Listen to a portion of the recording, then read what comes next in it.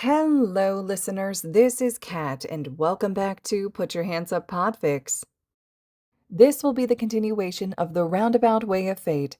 This will be part 31, the second half to chapter 20. Thanks to Kame's quirk, by Monday, Izuku's injuries are completely healed. He's extremely grateful.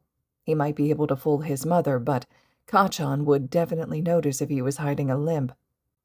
Unfortunately, it looks like he's going to have a couple of scars on his rib cage and leg, which he wouldn't mind except he doesn't know if they'll interact with his quirk. Recovery Girl eases his worries by pricking her own finger and having him heal it. To his relief, his quirk works just fine. That's a relief. He sighs, leaning back. I've never had a scar before, so I didn't know if it would. He trails off when he sees his mentor's tight expression. What? Recovery Girl purses her lips. I just feel bad, I suppose. Only a month into school and you already have scars. Izuku's eyes widen, and he hastens to reassure her. Don't worry, he says. I don't mind, really. Mirio-senpai says that scars build character. She frowns in confusion. What?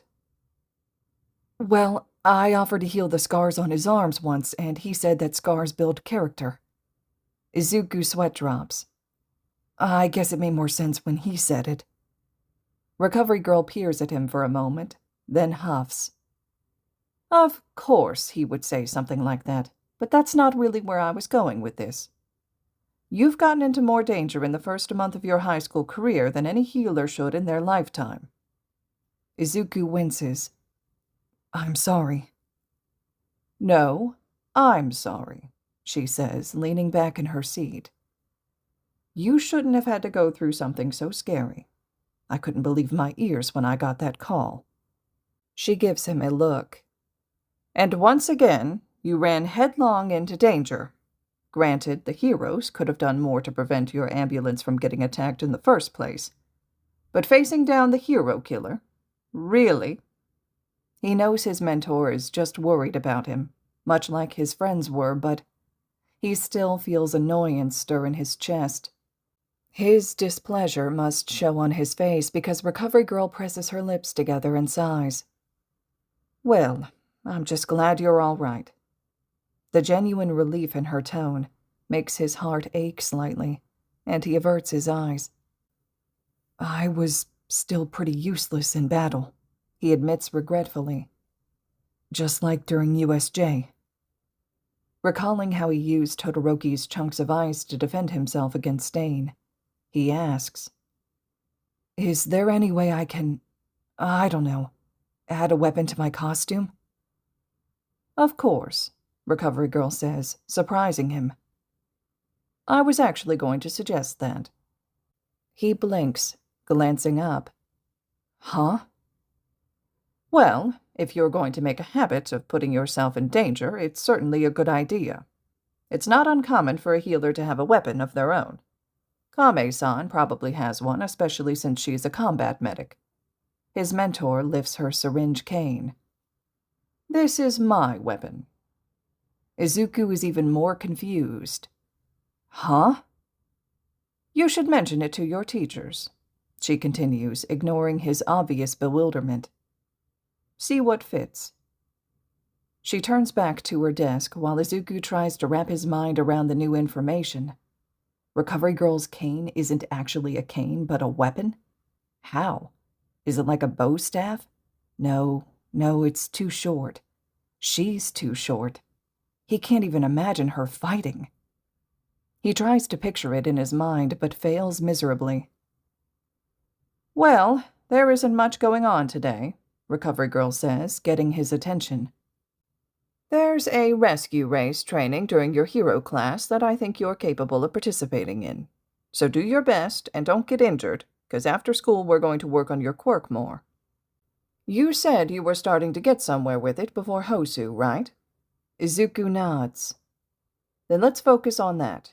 The second years are doing an exercise with ectoplasm that is particularly foolish if you ask me, so there will be plenty of injuries for you to practice with.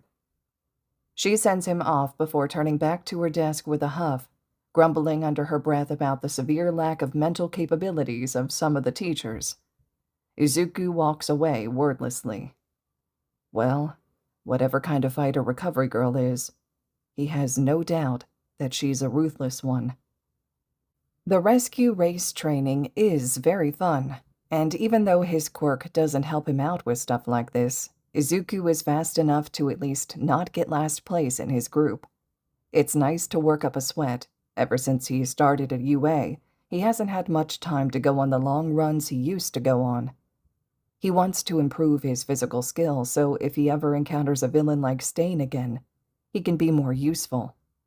That was some hard training, Sato says as they get changed in the locker rooms. It's our first class in a while that made me sweat. Aoyama wipes his sweaty face with his cape. I need to work on my mobility, Kirishima says. He glances at Izuku next to him. You were pretty good, Midoriya-kun. Thanks. Izuku smiles. He's still coming down from the adrenaline high, so he doesn't think twice about taking off his jumpsuit. Kirishima's eyes widen. Whoa, dude, where'd that come from? Izuku glances down and spots the long scar on his left rib cage from where he got stabbed. Shit, right. Kirishima's loud exclamation has caught the attention of a few others, including Kachan. Izuku hastily covers his scar with his shirt as the blonde looks over. It's nothing, he stammers, frantically trying to think his way out of this. Suddenly, he feels a presence behind him and a cold, frost-covered hand slides over his ribs. It's just a bruise, Todoroki says. Kirishima stares at him like he's crazy. Dude, that's not... I'll ice it. Todoroki talks over him, subtly trying to shield Izuku's body with his own. Kachan's eyes narrow. If you're done changing, then you should make your way back to the classroom promptly, Ida shouts, taking the attention away from Izuku. He chops his hands wildly. Punctuality is an important attribute for students of a school as prestigious as UA. All right, geez. Kaminari gripes, struggling with his tie. We're going. As the other boys grumble, Izuku lets out a quiet sigh of relief. Kirishima is still staring at him in confusion, but when Izuku gives him a pleading look, the redhead glances between him and Kachan. Understanding seems to dawn on his face. Yo, Bakugo-kun, he says, walking over to the blonde. Race you back to class. Kachan wrinkles his nose. What the fuck? That's stupid as hell, no way. Kirishima pauses, then turns his head away with a smirk. Yeah, never mind. You probably wouldn't be much of a competition anyways. The reaction is instantaneous. What the fuck? Do you want to die, shitty hair? Let's fucking go then. Oi, don't get a head start. I'm gonna kick your ass after I win. Todoroki lets out a quiet huff and then turns back to Izuku. The freckled boy smiles gratefully at him. Thank you, he says softly. Todoroki nods and looks down to where his hand is still touching Izuku's ribs. His hand is covered in a thin layer of frost, preventing Izuku's quirk from activating through skin contact. He slowly swipes his thumb over the scar, causing Izuku to shiver, goosebumps breaking over his skin. Todoroki-kun? He swallows, suddenly finding it a little harder to breathe. When did the air get so thin? The taller boy has him cornered against the lockers, but he doesn't even seem to notice. His mismatched eyes stay transfixed on the scar as his thumb gently runs over it. He almost looks sad, regretful. Izuku blinks, trying to ignore the way his heart is seemingly trying to beat out of his chest. Todoroki-kun. Todoroki looks up at him then, slowly tearing his eyes away from the scar to meet his gaze. Neither of them say anything for a few moments. Then, You shouldn't have any. Izuku frowns. What? A quiet sigh, and then Todoroki's other hand slowly comes up to brush his fingers around his own scar around his eye. You shouldn't have any, he repeats just as softly. Scars, I mean. Stain. If I had just... Todoroki-kun. Izuku shakes his head, pulling away from Todoroki's icy touch. Don't blame yourself for this. Todoroki presses his lips together. If I had been stronger. But you weren't. The other boy flinches, but Izuku continues. You weren't, because you are a 15-year-old boy who fought against a villain responsible for the deaths of numerous pro-heroes. You'll get stronger, Todoroki-kun, don't worry. Izuku smiles. You held your own against the hero killer. Give yourself some credit. We wouldn't have made it out alive if it weren't for you.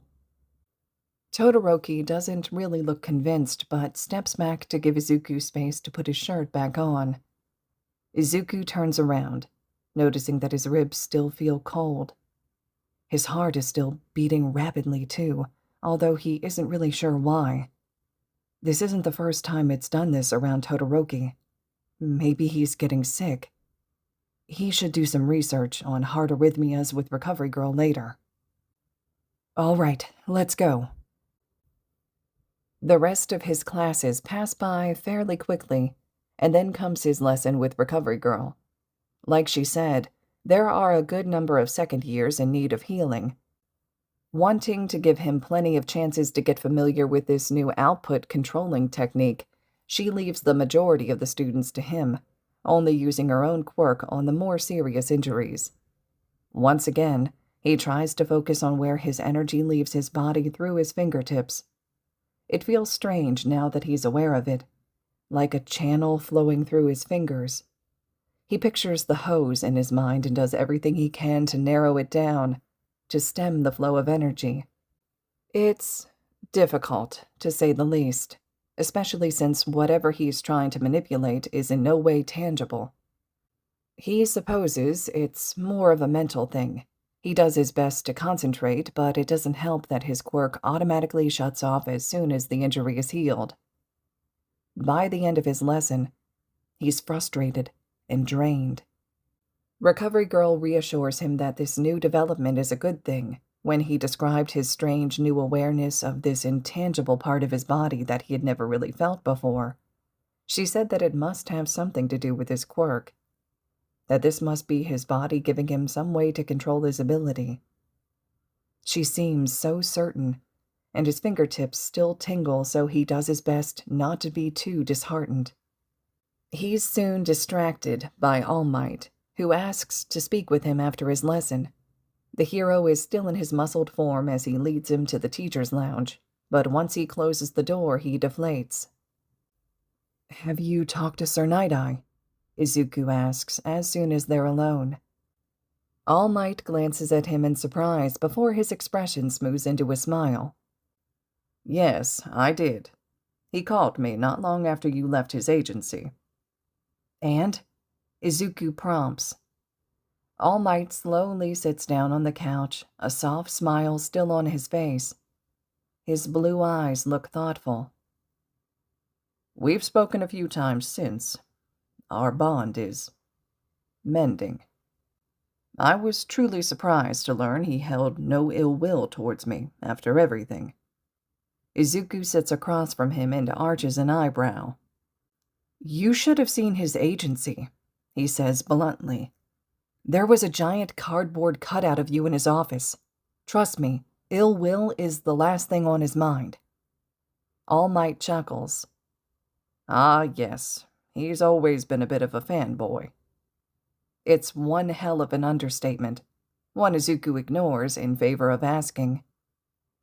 He mentioned he wanted you to find a successor after you got injured. Is it Mirio-senpai? It's a half-baked theory, one formed out of mild curiosity as to the older boy's place in all this. He could just happen to be someone Sir Night-Eye has taken an interest in, but something about him tells Izuku otherwise. All Might briefly looks surprised. "How much did Night-Eye tell you?" His voice has an odd tone to it, one that Izuku doesn't know how to interpret. "About Mirio-senpai? Not much." All Might pauses, then says, "I'm going to meet with young Togata soon. I guess we'll see how it goes." Izuku nods, wondering how the #1 hero will go about mentoring Mirio, if he does take him as a successor. Their quirks aren't very similar, but maybe it's more about the whole symbol of peace thing. Mirio's definitely got that type of personality, and his quirk could easily put him in the top 10 once he's a pro hero. All Might seems to hesitate for a moment. Izuku tilts his head curiously, but all the man says is, "Anyway, how did the rest of your internship go? Chiyo-san told me about your encounter with the hero killer, so that's why I texted you that night. But I didn't have the chance to check in with you afterwards." "Oh, it was fine. I learned a lot." Izuku trails off. He can't imagine why All Might would be curious about healer stuff, though there's a good chance he is probably just asking to be polite. Instead, Izuku finds himself talking about Stain. How he ran after the Nomu attacked his ambulance. How he found Stain right when he was about to kill Ida. How useless he was during the fight. How even his friends told him that it wasn't his place to get involved in that. Just talking about it leaves him feeling bitter. He also mentions what Stain said about Shigaraki having his eyes on him. That seems to make All Might concerned more so than anything else. "He said what, my boy?" Taken aback by his reaction, Izuku explains. "He said that Shigaraki showed him a picture of me, and he said that I was troublesome.